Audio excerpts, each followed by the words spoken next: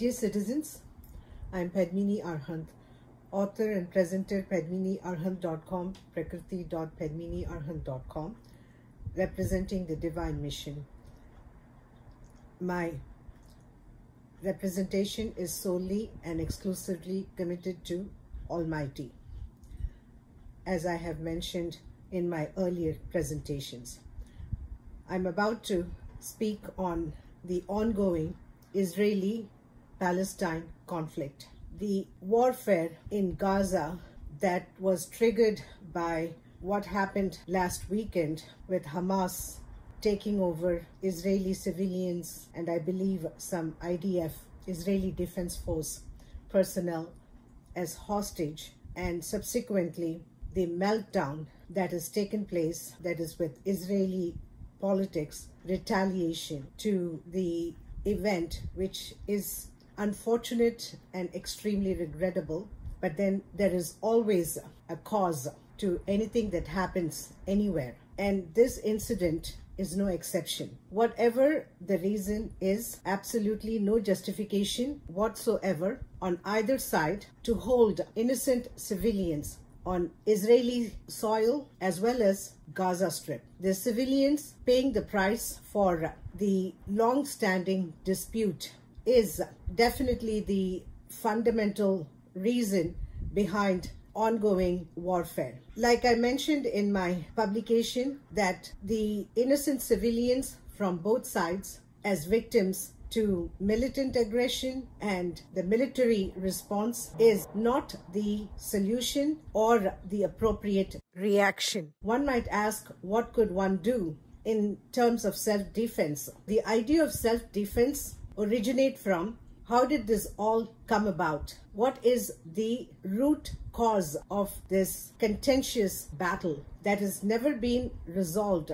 over these decades of peaceful negotiations, tried and tested by so many external players, that is the foreign governments on their part, trying to mediate between the parties in conflict? In order to understand, I know that there are already several versions, interpretations, and explanations provided behind this Israeli-Palestine conflict. It is a cliche. Nonetheless, I think it is important to understand, where does this originate from? One can go back as far as 5,000 years ago or even a millennium earlier. Who is the original inhabitant of what land and who promised whom, in terms of Almighty God apparently promising then inhabitants going back to several thousand years that would be the promised land and whatnot. This is what is being repeated on religious,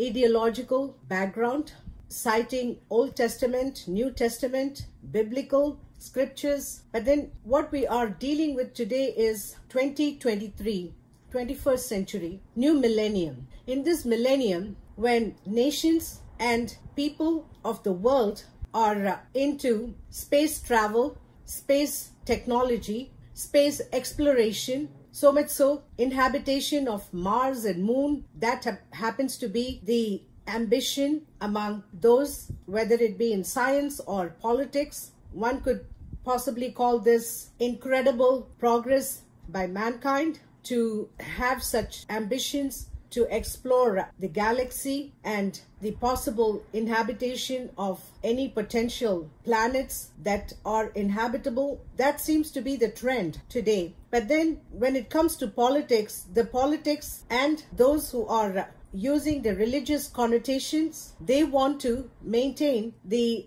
thousands of years ago ideology, and they want to remain in that period of time. Even if we were to go back, giving them the benefit of doubt that we will base our argument on that period of time, what exactly happened? Then original inhabitants, the people who were following Judaism, as they are called the Jews, the people of Jewish faith, with the turn of events around that time, if they were forced into evacuation, as we are witnessing with Palestinians today, and they left the land of Israel as it is being claimed, citing, as I said, the Holy Scriptures. But then the people who had left and disintegrated, settling in different parts of the world, predominantly Europe, in other regions of the world. Then came the Holocaust, which the Jewish people definitely were treated in extreme. The political system was the fascist rule that was prevalent at that time, headed by then the leader Adolf Hitler, and subjecting the particular segment, the demography, people belonging to the Jewish faith at that time. What happened was definitely not very pleasant and condemnable as well. But then it so turned out that after the Holocaust, the forces who were reigning control over the destiny of population, unfortunately, they seem to remain in control even till date as I speak. Those forces, as the imperialist, the colonial power, having colonized the entire world, again, these are the people who were the self-declared monarchy. They were not ordained by God, definitely not. They were not chosen by the people. These were the people who just emerged out of blue, literally from a basement in Germany. These were the people calling themselves Saxe Gotha Coburg in an obscure part of Germany. And then they rose to become the imperial power, wreaking havoc worldwide. Not that it has settled even till today. Their influence is still very much prevalent. May not be overtly, but then the covert influence is still prevalent. And that cannot be denied.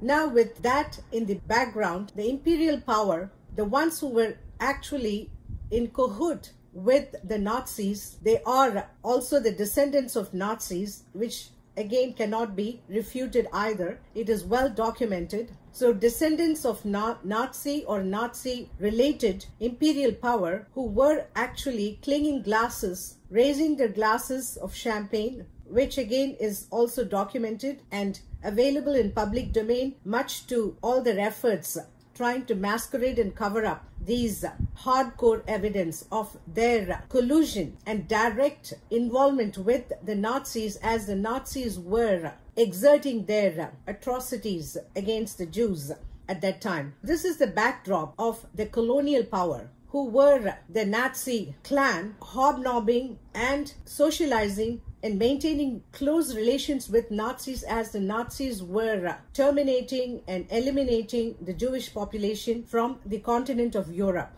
And then what happened? The same imperial power turned around and in their supposedly generosity, they make this offer to inhabit the Jewish population. This is post-World War II, in a place where they could call their homeland. But here I would like to point out, at that particular moment when these discussions were going on where to inhabit the Jewish diaspora scattered all around, all over the world, they went wherever they could find a safe refuge. There is no doubt about it. But then when the colonial power, the root cause of all of the problems in the world, I say this with absolutely no prejudice or reservations, and this is an incontrovertible fact, regardless of who says what in their favor. This whole idea of democracy, democratic values, democratic system, and yet this fawning over monarchy is ad nauseum. It persists even in this modern era, which in itself is an irony. On the one hand, the so-called Western democracy is preaching other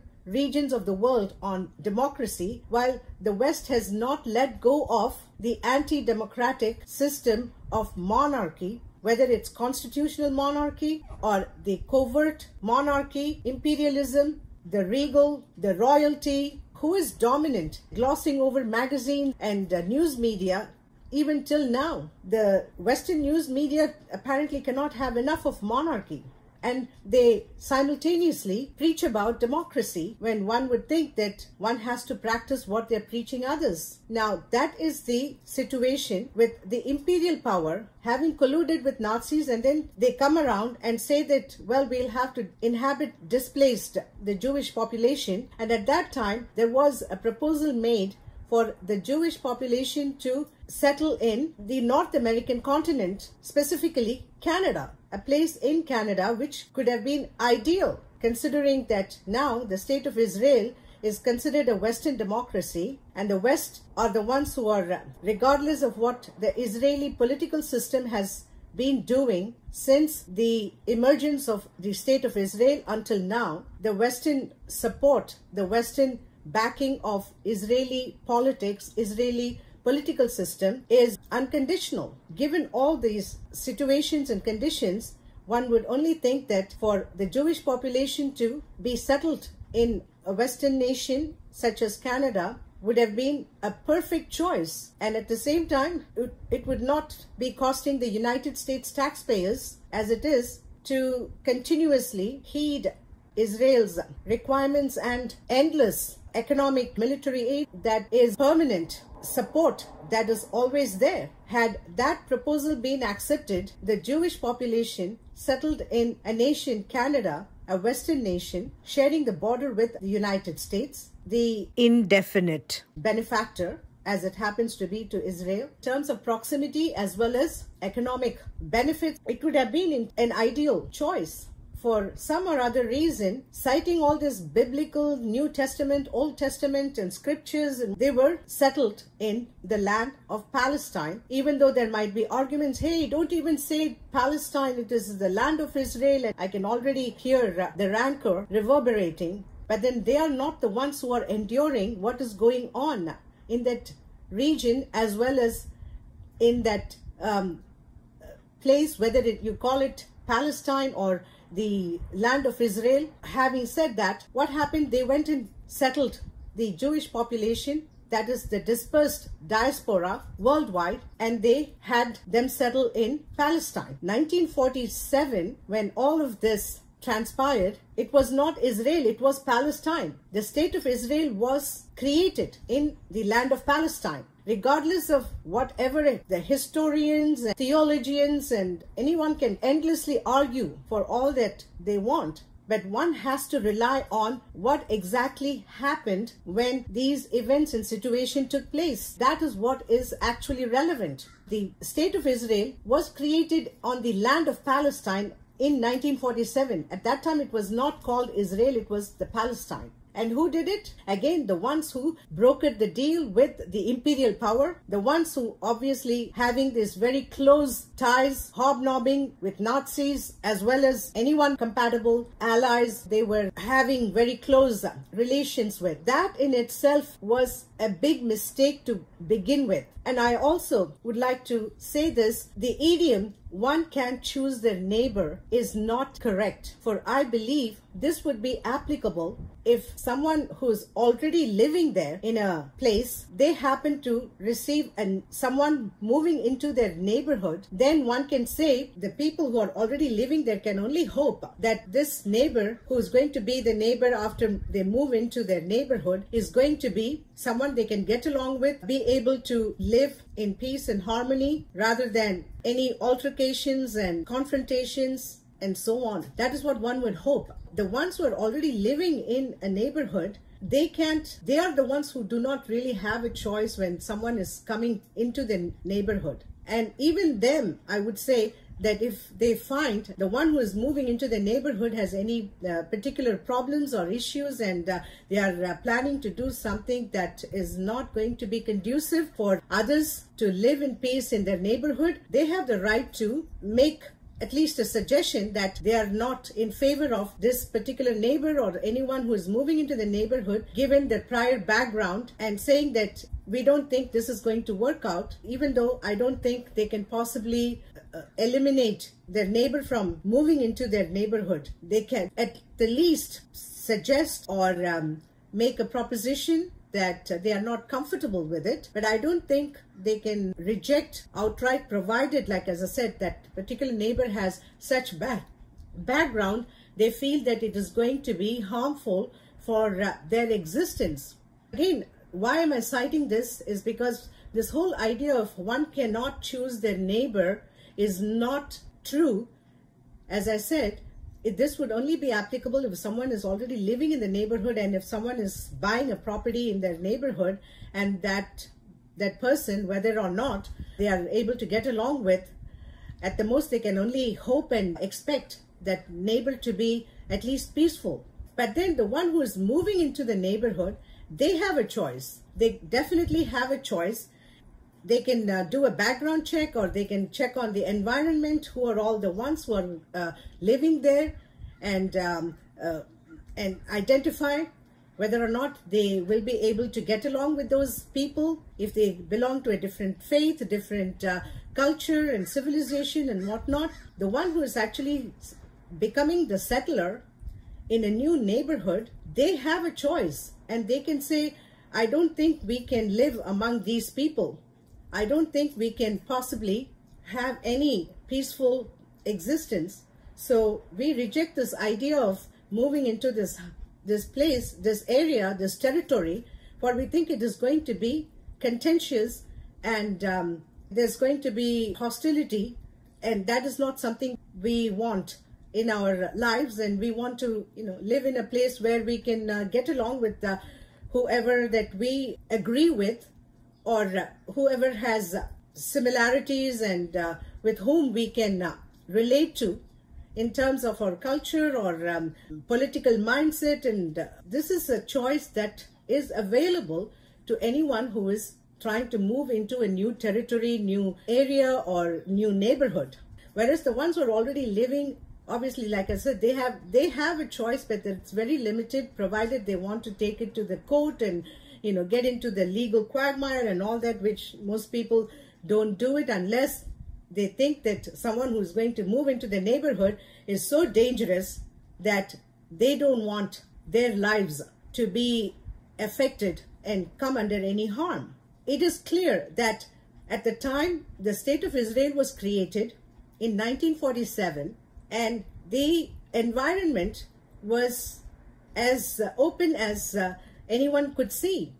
It was the land of Palestine. On the land of Palestine, the State of Israel was being created, citing, like as I said, the Holy Scriptures. This was a promised land, referencing predominantly the religious scriptures. It was basically created on the land of Palestine.